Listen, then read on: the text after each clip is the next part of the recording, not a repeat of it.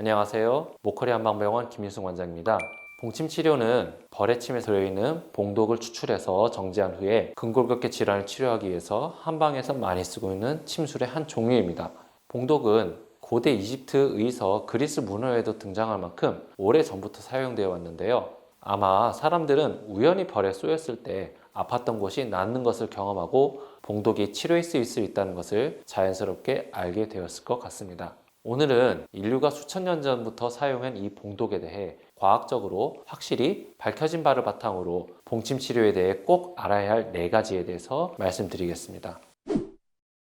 먼저 봉침 치료에 대해 꼭 알아야 할 첫 번째, 봉독 성분들은 강력한 항염증, 항균, 항바이러스 진통 효과 등이 있다고 과학적으로 밝혀졌습니다. 봉독의 주요 성분으로는 멜리틴, 아파민, 아돌라핀, 히스타핀, 도파민 등 약 40여 종의 성분이 들어있는데요. 이 성분들은 항염증, 항균, 항바이러스, 진통 효과 등이 있다고 이미 과학적으로 많이 검증되었습니다. 특히 봉침의 항균 소염작용은 페니실린과 비교했을 때 수십, 수백 배에 달한다고 밝혀졌는데요. 이러한 봉독의 항염증 진통 효과 덕분에 한방에서는 무릎 관절, 목, 허리 디스크, 어깨 통증, 엘보 통증, 허리 통증 등 척추 관절 질환 내 염증을 치료하기 위해서 오랜 기간 사용해왔고 또 치료에 좋은 효과를 보고 있는데요. 그렇다면 봉독은 어떤 과정을 통해 염증을 치료하는 걸까요? 봉침 치료에 대해 알기 위해서는 꼭 이 과정을 알아야 합니다. 자, 그럼 봉침 치료에 대해 꼭 알아야 할 두 번째입니다. 봉침은 만성염증을 급성염증으로 유도해서 염증이 빨리 마무리될 수 있도록 도와줘서 우리의 몸의 만성적인 염증과 통증을 치료한다입니다.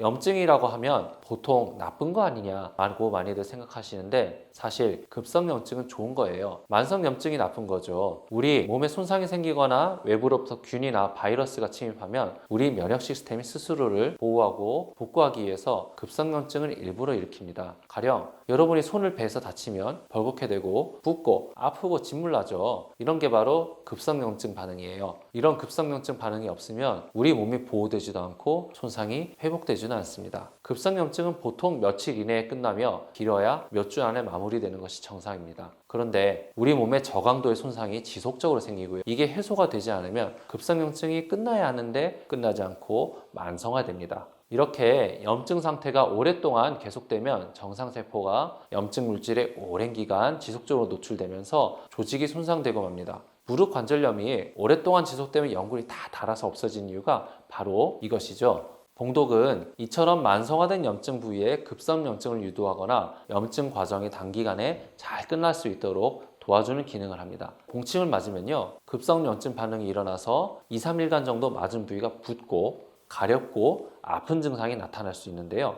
이 시간이 지나고 나면 염증이 있던 부위가 더 가벼워지고 편안해지는 느낌을 받으실 수 있습니다. 즉, 우리 몸을 정상으로 회복시켜주는 과정인 거죠. 따라서 봉침을 반복적으로 맞는다고 해서 힘줄이나 인대가 약해지는 등의 부작용은 없습니다. 이에 반해서 대표적인 항염증 물질인 스테로이드는 반복해서 맞게 되면 강제로 염증을 줄이는 과정에서 힘줄과 인대가 약해지고 골다공증이 생기는 등의 부작용이 나타날 수 있습니다. 봉침은 대신 다른 종류의 부작용이 있긴 한데 그건 뒤에서 다시 설명을 드릴게요.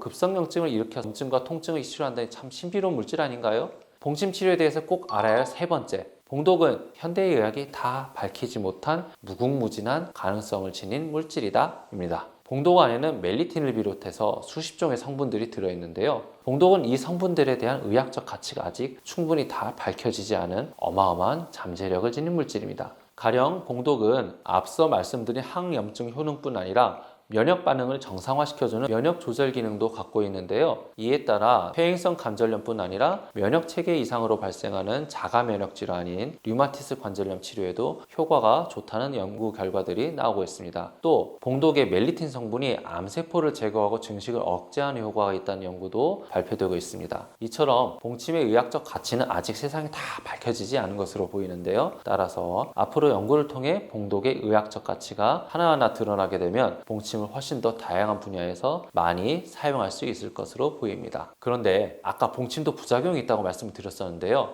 마지막으로 봉침 치료에 대해 알아야 할 사실 네 번째, 봉침 알레르기 반응이 나타날 수 있으므로 꼭 허가된 의료기관에서 맞아야 한다입니다. 봉침 치료를 받은 후 중증 알레르기 반응으로 저혈압, 호흡곤란 증상 등의 부작용이 나타날 수 있습니다. 그러나 현대의 한방 봉침 치료는 살아있는 벌을 쓰는 게 아니라 알레르기 유발 물질을 대부분 제거해서요 정제된 봉독을 쓰기 때문에 알레르기 반응이 쉽게 오지 않습니다. 게다가 한방병원에서는 미리 극소량을 몸에 넣어서 알레르기 반응 검사를 진행한 후에 시술하기 때문에 더욱더 안전하게 사용할 수 있습니다. 오늘은 봉침에 대해 꼭 알아야 할 4가지에 대해서 말씀드렸습니다. 정말 여러분이 만성적으로 잘 낫지 않는 척추관절 통증 때문에 고생하신다면요, 봉침은 정말 효과적인 치료니까 꼭 한번 맞아보시기를 권유드립니다. 감사합니다.